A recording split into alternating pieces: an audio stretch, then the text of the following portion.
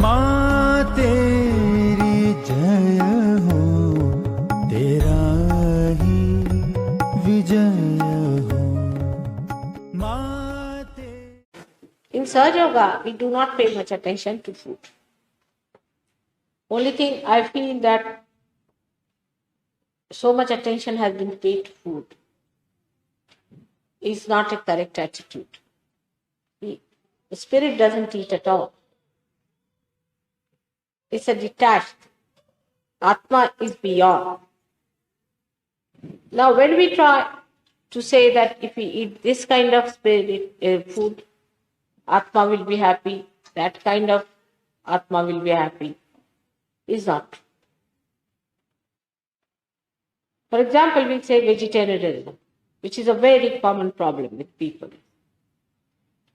You'll be amazed, all the false gurus are vegetarians. One by one. Mahesh Yogi, Rajneesh. Rajneesh is a great vegetarian. He doesn't even eat garlic and onions. This Mahesh Yogi's disciples, if you show them a garlic, they'll jump 100 times. They are afraid of the garlic. Can you imagine? But I don't say that you eat meat. That's not the point. But those people, whatever they require, they should eat.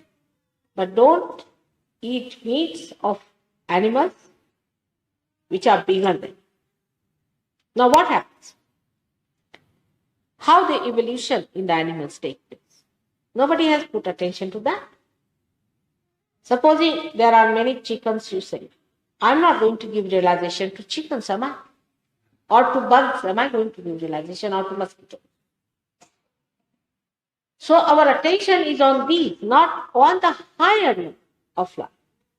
When we think of food, that we must save chickens. Actually, nothing dies. This Krishna himself has said nothing dies. All right? And that's how some people deny Krishna, because he had a samhara shakti, he used to kill. And killing is so important in evolution. Otherwise, if you don't kill these Rakshasas, are you going to adore them? What are you to do with it? They have to be killed, they have to be thrown out. In the evolutionary process also, so many things have to die out for the real thing to come. Say this flower has to die to become the fruit, all right? And there is no hinsa in it.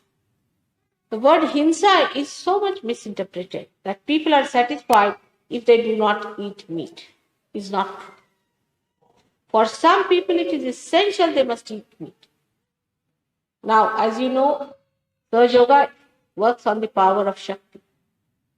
And the Devi not only killed Rakshasas, but she ate them. And she drank the blood of these Rakshasas, as you know, Raktabijas. So how can she be vegetarian? Just tell. What reason? All right? Because we are conditioned that way, we think. But actually what happens in the evolutionary process?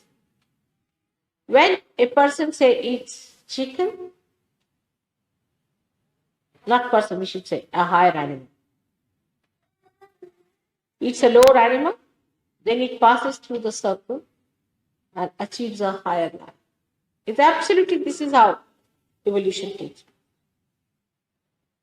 Of course, we can give realization to human beings, so we need not worry about that. That's a different point. But if you eat chicken, you definitely give it a higher life. But not the animals which are bigger, smaller animals. If you eat, it's not going to be harmed by that, no doubt. But you may be harmed. For example, if you eat mosquitoes, you'll be harmed. Now, in countries where there is not even any vegetable or anything, they have not seen green leaves, like Greenland. Now, the name is Greenland, they have never seen green color. Are they sinners that they can't live without eating meat? How can God be so partial? There are many countries where they cannot live without eating meat. So, There must be some reason. All right? So reason it out. If you eat vegetables, all right. If you want to eat meat, it's all right. But again, for a Sahajayogi, what we decide is not all what you like, but what is good for you. For example, for Western people, it is better that they don't eat much meat now because I think they and their fathers have eaten all that. Eat less.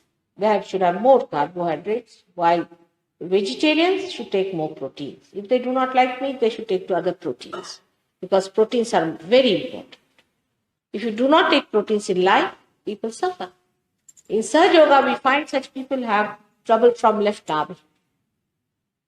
I've seen in India many people who are strict vegetarians have a problem of left arm. So we told them, all right, you can eat proteins. There are so many proteins you can eat. If you don't like to eat meat from childhood, you have not eaten, you don't feel like eating, all right, forget it. Eat some. We have to be wise. We have to be open. We are not to be bound by our conditioning from child. This we must understand. That vegetarianism is not going to take you to God, neither non-vegetarianism. Because the spirit is neither a vegetarian nor a non-vegetarian. It is a detached, it's above. But whatever you need for your body is important. If you need protein, eat protein. If you don't eat protein, don't eat protein. But then eat something which you need. So it is not that one has to understand it in a way that we understand as a chicken and vegetables, but we must understand in the way a doctor understands the protein and carbohydrates. All right? Whatever you like, you can eat. There's no, in Sahajayoga, there's no such a compulsion. So many saints used to eat meat. So many saints. Guru Nanak, Kabira, Muhammad Sahib, Christ, Rama himself, Krishna himself. All of them ate meat. Even Buddha ate meat. The proof is that at the end of his life, he went to one of his disciples who was a hunter. And he told him, I'm very hungry, give me something to eat. So he said, sir, I have nothing else but a wild boar which I have killed very recently and it is not yet fully cooked. So he said, all right, doesn't matter, I'll have it. And he ate it and he died because of that half-cooked wild boar. And he died with that. So now Buddhists think that we should not eat meat. It's not so. Because he ate something that was half-cooked. That means he did eat, isn't it? Even Jains know that it's only Neminath who got a kind of a feeling against meat eating. That was Neminath was at the time of his contemporary of Sri Krishna. When his marriage was celebrated, he found many birds were killed and he felt terrible about it. And he didn't want to eat any meat. It was all right. It's all right. If you don't feel like, don't eat. But then a cult started. But that means till Neminath, Jainis are ancient people. Till Neminath, they were eating meat. Is a fact. So, to get attached to some idea is not the way you are doing it. If you don't want to eat, just don't eat. And if somebody has to eat it because of health purposes or because of the need, there's nothing wrong. Everybody has a different need. Every individual has a different. That's the point. It's no question of meat or anything, but it is a question of eating proteins or carbohydrates. We have to be wise. And all such cults, you see, that you eat this, you eat that, is not. There is no cult in surgery. Every individual has a different personality, but the common thing is one, and that is the spirit. But, for example, drinking, we abhor. But after realization, before that I don't talk of drinking. Because it goes against your chetana, against your awareness. So one has to look after the awareness.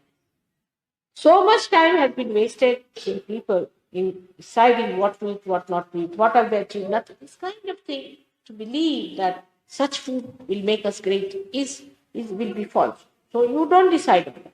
You decide on proteins and carbohydrates. Whatever good for your health, you should. Those who eat too much of vegetarian food are liable to certain type of diseases, and those who eat too much of non-veg are liable to. Those who eat vegetarian food can get leukoderma very easily, can get leukemia very easily. Certain types of cancers they can get very easily. Those who are non-vegetarians can get another kind of diseases, numerous diseases they get. So we have to have a balance. That when we eat vegetarian food also, we must see that we eat sufficient amount of proteins.